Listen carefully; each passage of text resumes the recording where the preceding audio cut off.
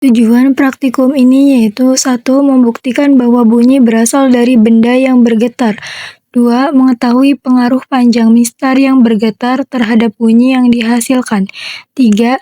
Menjelaskan hubungan antara frekuensi getaran dan bunyi yang dihasilkan. Adapun alat dan bahan yang diperlukan pada praktikum ini yaitu 1. Alat tulis dan tabel pengamatan. 2. Mistar besi ukuran 30 cm. 3. Meja. 4. Karet gelang.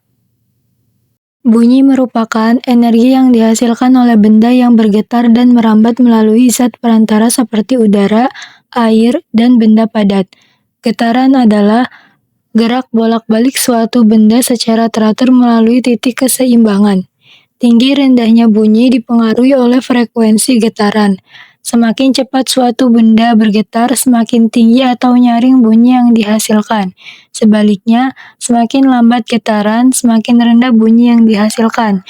Melalui percobaan ini, kita akan membuktikan bahwa bunyi berasal dari benda yang bergetar, serta mengamati pengaruh panjang mistar terhadap bunyi yang dihasilkan.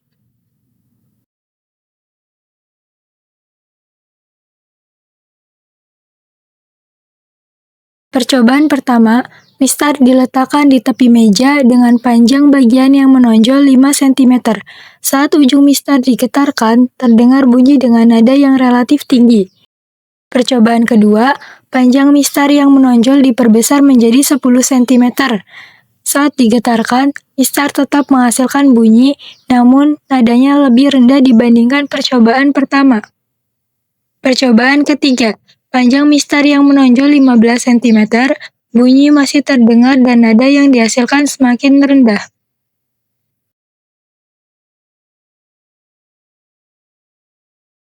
Percobaan keempat, panjang mistar yang menonjol 20 cm, bunyi yang dihasilkan tetap ada dengan nada yang lebih rendah.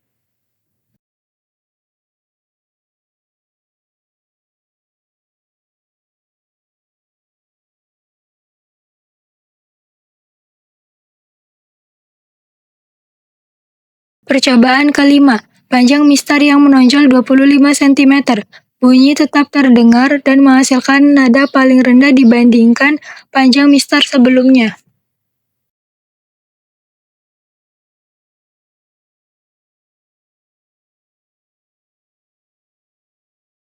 Kesimpulannya, berdasarkan percobaan yang telah dilakukan, dapat disimpulkan bahwa bunyi berasal dari benda yang bergetar.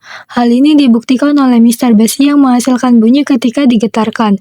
Hasil percobaan menunjukkan bahwa panjang bagian mistar yang bergetar mempengaruhi bunyi yang dihasilkan.